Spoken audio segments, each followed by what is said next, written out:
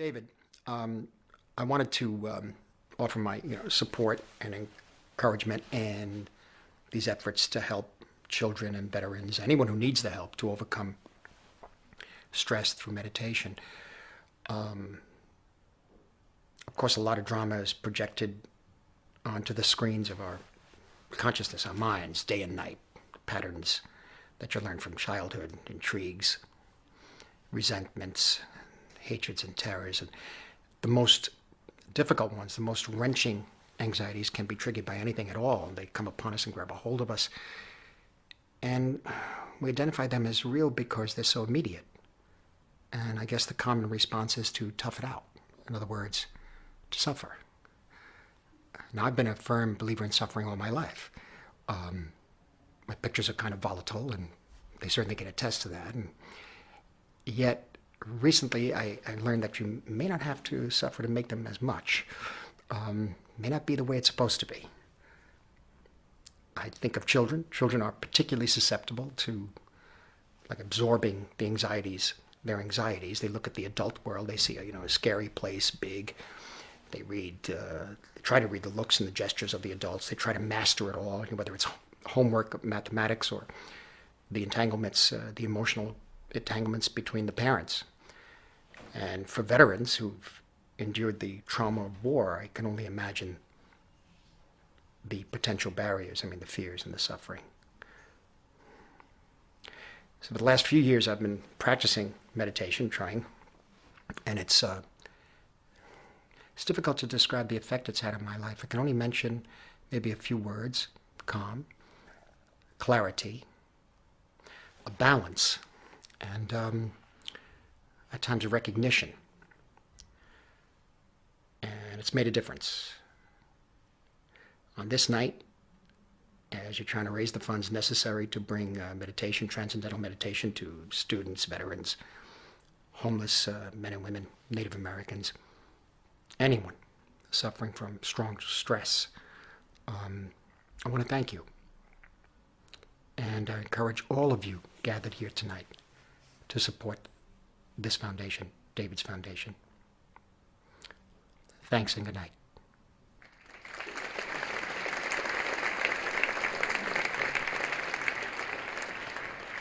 My name is Candy Crowley, and I'm a reporter. I have covered... I've covered U.S. servicemen and women in war zones. I have covered them at their bases, and I have covered them in their homes. And tonight I bring you some facts and a story. The story comes from interviews I did for a documentary. I talked with combat veterans from 5 wars, some living, as one described it, back and forth across the edge of crazy, and others, as one elderly vet put it, who just got on with it. The day I talked to him, he told me the story of the man he first killed, the first man he killed. They were alone, the two of them, and met up with each other in the jungle in the Philippines.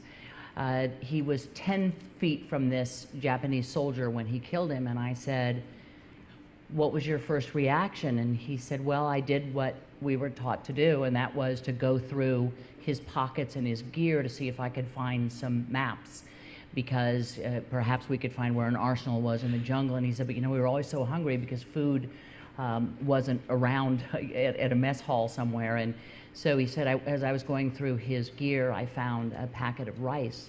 And so I sat down. He said, "I remember there was a river right where we were, and I sat down beside him and I ate his rice." I spent the whole day with him. He told me other stories of other men that he had killed and friends of his who had been killed. And I said, "And you just came back?" And he said, "I just came back and I got on with it." And I said, "And you never had any problems?" And he said, "Well, my wife, for a long time didn't like to be asleep with me because I thrashed in my sleep and I had nightmares." And then there was this long pause, and he sort of looked at me and he got really emotional, and he said, "You know what?" And I said, "What?" And he said, "I hate rice." We were 50 years past this experience. He had been married for about that long. He had children, he had grandchildren, and the thought of rice made him cry. They need our help. I think this is a wonderful night for a wonderful cause for veterans across the years. Now some facts. In fiscal year 2010, more than 408,000 vets with a primary or secondary diagnosis of PTSD were treated at VA medical centers and clinics. The VA says on average 18 veterans commit suicide every day. Approximately 40% of homeless men are veterans. It is estimated that nearly 50% of veterans with symptoms of PTSD have not received any help for it, and many who have received help have not received enough. Dan Burks was 19 when he enlisted to fight in Vietnam. December 18th, 1967, Newsweek. Yeah, 5 days after my birthday. This is a story called The Day's Work. And this is my unit. We went out and got ambushed.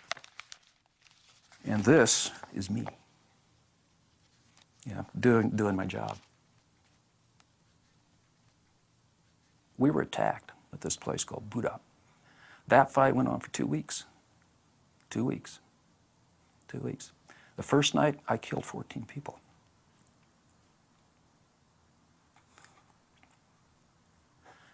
There were 2,500 of them and 250 of us. The next morning, in front of my fighting position, 18 of our men did. So this is very, very, very distressing, and it creates huge amounts of distress in your system, And then later in the magazine, coincidentally, is this. This is an article about Maharishi Mahesh Yogi and a couple of guys in my platoon. One of them got the magazine, and he came running over. He said, "Burks, you got to read this." So I did, and I said, "I'm going to do that. I'm going to do that," because it talks about stress release, about becoming a whole person. So then the next part of the story is getting home, and that's a whole big deal because things changed. Things changed. All of a sudden, you're in a different culture. All these people don't understand you.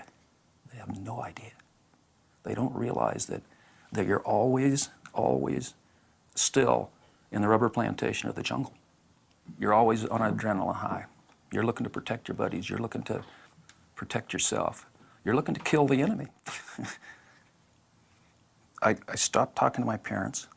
I had really bad relationships with other people. I did not feel happiness. I did not feel sorrow. I did not feel surprise. My feelings were gone. So one day, my wife comes home, says, "Hey, I saw a poster about transcendental meditation." And I remembered that article in that magazine about Maharishi, and that I said I was going to do this. And so I go in, and he says, "Okay, sit down, do this." And I could not believe what happened. It was the difference between heaven and hell. It was absolutely transformational. All that feeling of stress and all that feeling of heaviness, I could feel it melt away from my head to my feet. And from that moment on, things changed. Things changed. No more drugs, no more alcohol. Life changed. My emotions came back. My life came back.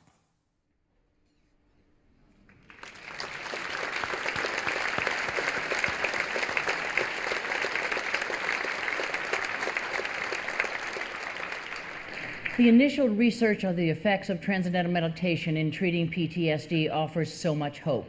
Reduced anxiety, depression, hypervigilance, and insomnia, as well as reductions in substance abuse, violent behavior, and suicidal tendencies.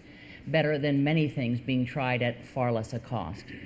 Tonight, I'm pleased to announce the launch of the David Lynch Foundation's Operation Warrior Wellness, a national outreach to teach transcendental meditation to 10,000 veterans suffering from post-traumatic stress disorder.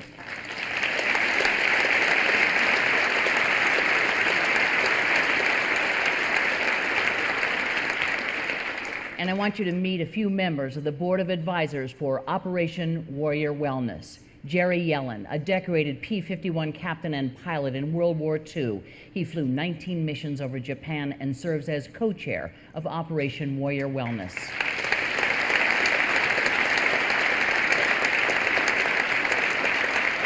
Colonel Dr. Brian Reese, Command Surgeon, 63rd Regional Support Command with 34 years of commissioned military service. Colonel Reese recently completed his 4th deployment in Afghanistan. He serves as co-chair of Operation Warrior Wellness.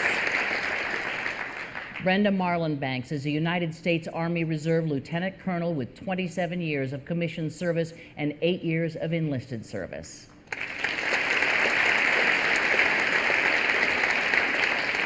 And Ed Schloman, a distinguished Vietnam Master Sergeant in the Marines.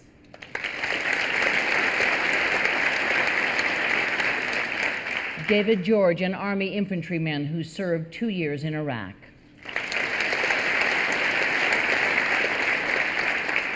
And Dan Burks, whom you just met in that video, was a sergeant in the Army Infantry in Vietnam and a captain and infantry company commander, 10th Mountain Division of the Army Reserves.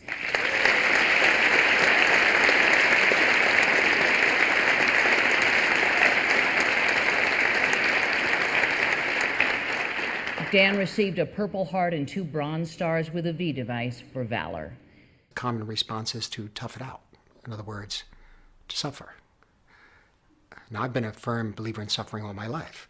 My pictures are kind of volatile, and they certainly can attest to that. And yet, recently, I learned that you may not have to suffer to make them as much.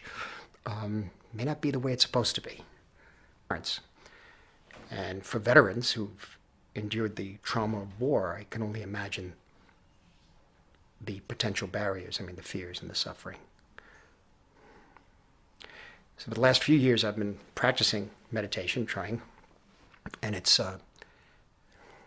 difficult to describe the effect it's had on my life. I can only mention our minds, day and night, patterns that you learn from childhood, intrigues, resentments, hatreds and terrors. And the most difficult ones, the most wrenching anxieties can be triggered by anything at all. They come upon us and grab a hold of us. And we identify them as real because they're so immediate. And I guess I think of children. Children are particularly susceptible to absorbing the anxieties, their anxieties. They look at the adult world. They see a scary place, big. They try to read the looks and the gestures of the adults. They try to master it all, whether it's homework, mathematics, or the entanglements, the emotional entanglements between the parents. David, I wanted to offer my support and encouragement and these efforts to help children and veterans, anyone who needs the help to overcome stress through meditation. Of course, a lot of drama is projected onto the screens of our consciousness.